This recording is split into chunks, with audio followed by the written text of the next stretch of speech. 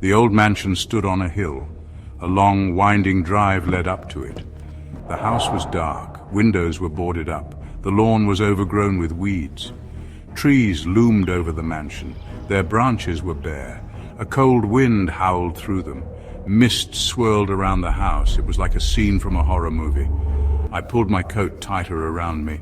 The air was getting colder. I could feel the chill in my bones. I took a deep breath and stepped out of the car. The silence was eerie. The only sound was the wind whistling through the trees. I walked slowly up the drive. My footsteps echoed in the stillness. I could hear my heart beating in my chest. I reached the front door. It was a massive oak door with a heavy iron knocker. I hesitated for a moment before knocking. The sound echoed through the house. It seemed to go on forever. I waited, but there was no answer, only silence, a deep, unsettling silence. I pushed the door open. It creaked loudly. The air inside was stale and musty. It smelled like decay. I stepped inside. The door slammed shut behind me. I jumped. My heart pounded. I turned around. The door was closed. I tried to open it. It wouldn't budge. I was trapped. I took a deep breath to calm myself. I had to get out of here, but how? I started to explore the house. The rooms were large and empty. The furniture was covered in dust sheets. Cobwebs hung from the ceilings. The air was thick with the feeling of neglect, like no one had been here in years. As I walked, I thought I heard noises, soft whispers coming from the shadows. I stopped to listen, but the noises stopped too. I started walking again. The whispers started again. They seemed to be following me. I walked into a large drawing room. The fireplace was dark and cold. A grand piano sat in the corner. Its keys were covered in dust.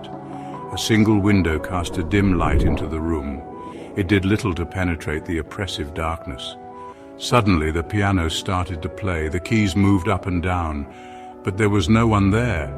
The melody was mournful and haunting. It sent chills down my spine. I backed away slowly. My eyes darted around the room, searching for the source of the music.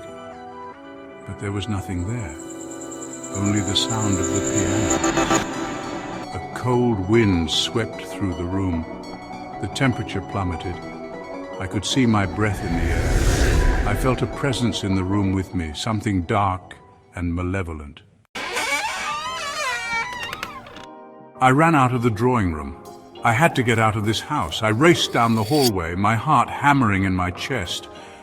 I could hear the whispers following me, getting louder, closer. I stumbled into a room at the end of the hall.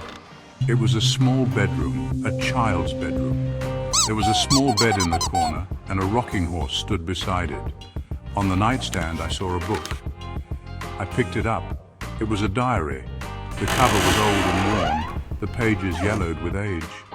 The handwriting was faint and spidery. I started to read. The diary belonged to a young girl who had lived in the house many years ago. She wrote about seeing ghosts in the house, hearing whispers, feeling a presence. One day, she wrote, she had seen a man in the house, a tall, shadowy figure with glowing red eyes. She said he had been watching her. The diary fell from my hands. I couldn't believe what I was reading. Was this house really haunted? Was the girl's story true? Suddenly, I heard a loud crash. It came from downstairs. I froze, my blood running cold. Someone was in the house with me. I crept to the door and slowly opened it.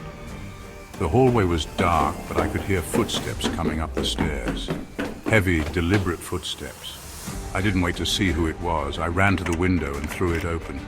I climbed out onto the ledge. I could see the ground far below, but I didn't care. Anything was better than staying in this house. I jumped. I landed hard on the ground below. I scrambled to my feet and ran. I didn't stop running until I reached my car. I jumped in and slammed the door. I could see the mansion in my rearview mirror. The windows were dark, but I could have sworn I saw a figure standing in one of them watching me.